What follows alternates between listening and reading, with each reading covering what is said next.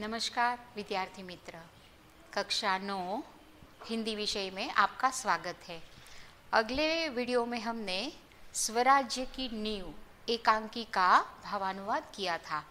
आज आप अगले प्रकरण की ओर आगे बढ़ते हैं। प्रकरण नंबर 7, सूरदास के पद। कवि सूरदास के परिचय के बारे में हम जानकारी प्राप्त करेंगे और सूरदास को भगवान कृष्ण के अनन्य भक्त माने जाते हैं। सूरदास कृष्ण भक्त थे और इसीलिए, और कृष्ण भक्त यानी कृष्ण भगवान के बाल स्वरूप के, इसीलिए उसे वात्सल्य रस के सम्राट माने जाते हैं। वात्सल्य यानी प्रेम, भगवान कृष्ण के प्रति उनका अनन्य प्रेम और अनन्य भक्ति भाव हमें इस पद में देखने को मिलेगा। तो सूरदास के जीवन से हमें कुछ जानकारी प्राप्त करना है। सूरदास का जन्म 1535 विक्रम संवत, जन्मस्थान रुनकता, पिता रामदास और मृत्यु 1640। हिंदी साहित्य जगत में भक्ति काल के कवियों में सर्वश्रेष्ठ माने जाने वाले कवि हैं भक्त सूरदास। उनके जन्म के संदर्भ में कोई प्रामाणिक, कोई ठोस सबूत नहीं मिल रहा है, इसलिए जो भी जानकारी है वह ऐसे ही अंदाज से मिली हुई है, कोई प्रामाणिक नहीं है। इसलिए सूरदास के जन्म के संदर्भ में कोई प्रामाणिक साक्ष्य उपलब्ध नहीं है। साक्ष्य यानी सबूत, मैंने कहा ना। तो इस प्रकार उनके ग्रंथों के आधार पर उनका समय निश्चित हुआ और उनके जन्म की पुष्टि यानी उनके जन्म के संबंध में कुछ विशेष आधार हमें मिले हैं। और इस प्रकार इस पद में हमें भगवान कृष्ण के प्रति उनकी अनन्य भक्ति भावना, कृष्ण भक्ति भावना हम देखने को मिलती है। वात्सल्य एवं श्रृंगार का वर्णन। वात्सल्य यानी भगवान कृष्ण के प्रति प्रेम। एक बालक का माता के प्रति प्रेम जो होता है या माता का बालक के प्रति प्रेम है, उसे वात्सल्य कहते हैं। ऐसा ही प्रेम भाव इस काव्य में हमें देखने को मिलता है। और श्रृंगार रस, भगवान श्री कृष्ण का रूप सौंदर्य, आप देखते हैं कि वह छोटे बालक थे तो भी कितना सुंदर मनमोहक रूप, आकर्षित करने वाला उनका रूप सौंदर्य का वर्णन भी हमें इस पद में देखने को मिलेगा। भगवान कृष्ण के सिवाय उनको और अन्यत्र कहीं जाना नहीं या और उनको कहीं कोई अच्छा लगता ही नहीं है, ऐसी भावना। कहते हैं कि जिन आँखों ने कमल के समान आँखें वाले कृष्ण भगवान की छवि उनकी आँखों में अंकित हो गई है, उनको और कोई अच्छा लगता नहीं है। ऐसे मनमोहक सौंदर्य को धारण करने वाले भगवान कृष्ण के रूप सौंदर्य का वर्णन भी हम करेंगे। यह पद है सूरदास का। मेरो मन अनत कहाँ सुख पावे। हमने कहा ना कि भगवान कृष्ण जो कमल के जैसी आंखों वाले, इतने सुंदर, इतने मनमोहक है, उनकी छवि देखकर ही आप उनसे आकर्षित हो जाते हैं। तो कहते हैं ऐसे रूप सौंदर्य वाले भगवान कृष्ण के सिवा अनंत कहाँ सुख पावे, उसके सिवा मुझे और कहीं सुख मिलता नहीं है। जैसे एग्जाम्पल दिया है तभी आप समझ सकते हो कि हाँ सही बात है। जैसे एक पंछी उड़कर जहाँ से वह उड़ा था, मतलब जहाज से उड़ा है, तो फिर वापस वह पूरा आसमान घूमकर जहाँ वह उनका स्थान है वहाँ आ जाता है। जैसे उड़ी जहाज को पंछी फिर जहाज पर आवे, जैसे अपना स्थान है, जहाँ निश्चित स्थान है वहीं वह आ जाता है। वैसे ही सूरदास जी कहते हैं कि मैं दुनिया के सभी दृश्य को देख सकता हूँ, सभी रूप सौंदर्य को देखता हूँ, पर फिर भी मेरा मन एक ही जगह निश्चित स्थान पर आकर रुक जाता है और वह है भगवान कृष्ण। कमल नैन को छोड़ी महात्म और देव को ध्यावे।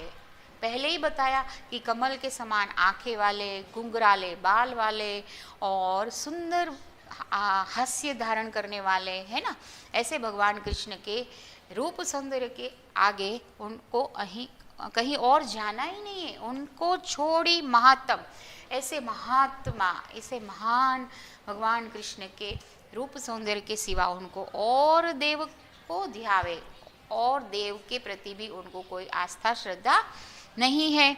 परम गंगा को छोड़ी प्यासो दुर्मति कुप खनावे, यानी परम पवित्र शुद्ध पानी गंगा जल का। विद्यार्थी मित्र आप ध्यान दीजिए, गंगा जल, हरिद्वार में गंगा बहती है, आगे उत्तर काशी में भी गंगा नदी बहती है।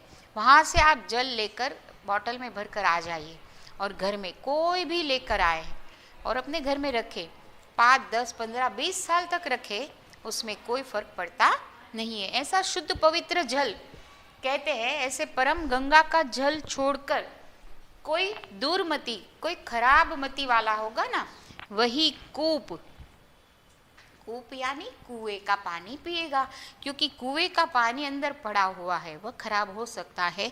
पर यहाँ गंगा का पानी जो कहा है, गंगा जल, वह शुद्ध है। इसी प्रकार भगवान कृष्ण के सिवा और कोई मुझे पसंद नहीं है। जिहि मधुकर अंबुर रस चाख्यो, अंबुज यानी कमल का रस, मीठा मधुर, जो भौरा है ना, वह मीठे फूल के रस के ऊपर ही बैठता है।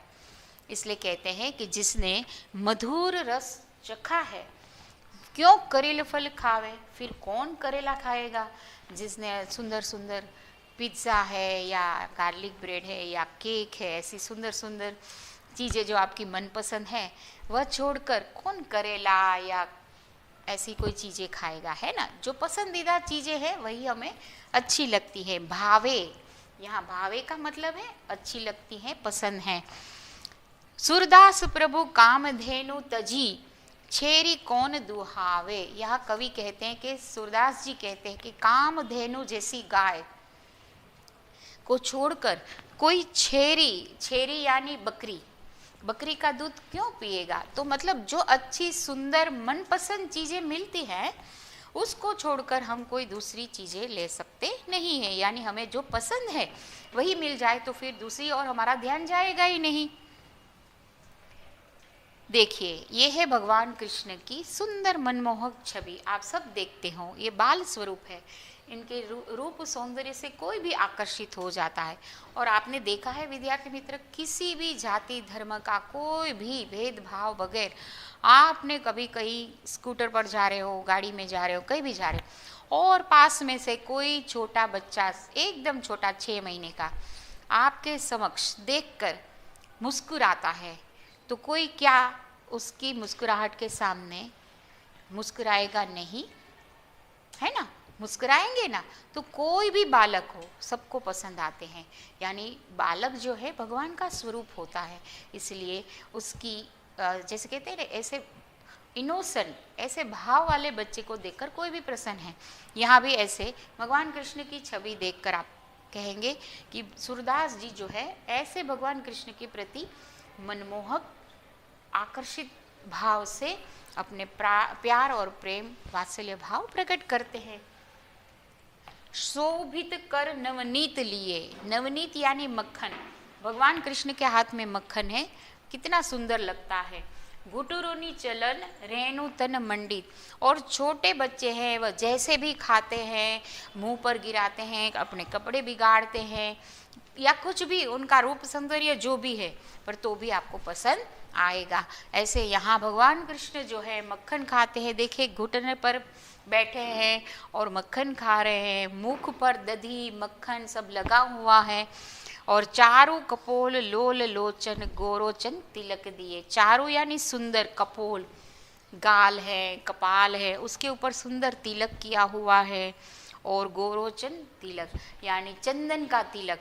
तो कलर कॉम्बिनेशन कैसा हो जाता है, मक्खन है, फिर ऑरेंज कलर का जो तिलक किया है वह, तो 2-3 कलर मिल जाता है। और भगवान कृष्ण थोड़े श्याम हैं, काले हैं, तो ये सब कलर साथ मिल जाता है, तो जैसे कोई मेघ धनुष हो, ऐसा कवि सूरदास को लग रहा है। इसलिए कहते हैं इतना सुंदर रूप सौंदर्य, और ऊपर से लटकानी, ऊपर से घुंघराले बाल और लट है, देखिए।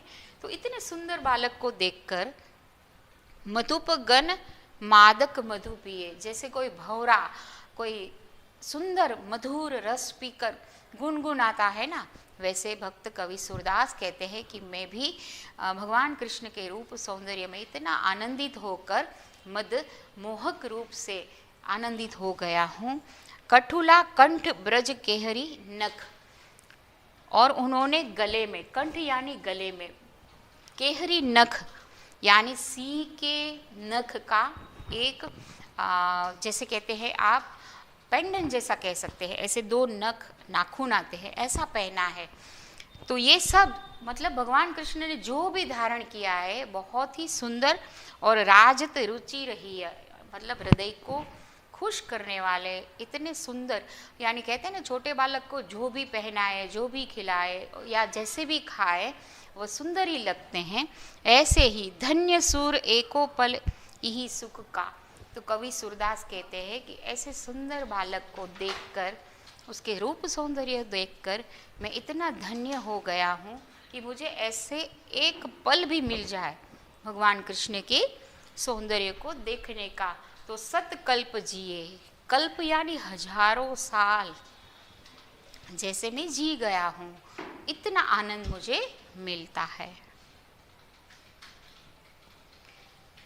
अंत में हम फिर से कविता का सार देखेंगे कि जैसे कहा कि भगवान कृष्ण की सौंदर्यता और रूप सौंदर्य को देखकर, जैसे एक एग्जाम्पल दिया, उदाहरण दिया कि एक पक्षी जो है जहाज से उड़कर फिर वापस जहाज में आता है, यानी जिस वृक्ष पर वह रहता है चाहे कहीं भी उड़े पर वापस फिर वहाँ आ जाता है, वैसे ही भगवान कृष्ण के प्रति अनन्य भक्ति भावना है कवि श्री सूरदास जी की, और कहते हैं कि मेरा मन भी कहीं इधर उधर जाता नहीं है, मेरे तो आश्रय स्थान मेरा एक ही है भगवान कृष्ण, मेरा मन कहीं भटकता नहीं है, मतलब एक निष्ठता भक्ति भावना में है, और श्री कृष्ण से श्रेष्ठ कोई नहीं है, मेरे लिए वही है, मेरे आस्था या सर्वोत्तम जो भी हैं वह सिर्फ भगवान कृष्ण है। और आगे के पद में 2 ही पद है, पहले पद में कृष्ण भक्ति का महिमा है, दूसरे पद में भगवान कृष्ण के रूप सौंदर्य की। कहते हैं कि उनकी शोभा, उनका सौंदर्य और उनके जो भी पहनावा है, मोर मुकुट धारण किया है, घुंघराले बाल है, कमल जैसी सुंदर बड़ी आँखें हैं और माखन खा रहे हैं, और उनके कपोल पर सुंदर तिलक लगा हुआ है, गोरोचन तिलक जो लगता है वह सब सुंदर लग रहा है, गले में बैजंती माला पहनी है, तो ये सब देखकर मैं इतना प्रसन्न हूँ, इतना खुश हूँ कि मेरा मन और कहीं भटकता नहीं है। इस प्रकार बाल रूप की यह छवि अत्यंत दुर्लभ है। ऐसे भगवान कृष्ण की ओर वह अपना अनन्य भक्ति भावना और अपने बाल कृष्ण के प्रति अपना वात्सल्य रस यानी अपना श्रृंगार, भगवान कृष्ण की जो भी महिमा है रूप सौंदर्य की वह प्रकट करते हैं। इस प्रकार आपने देखा कि भगवान कृष्ण के रूप सौंदर्य और भक्ति भावना हमें सूरदास के पद से अभ्यास में जानने को मिला। आगे एक और प्रकरण की ओर हम फिर से मिलेंगे, तब तक के लिए धन्यवाद।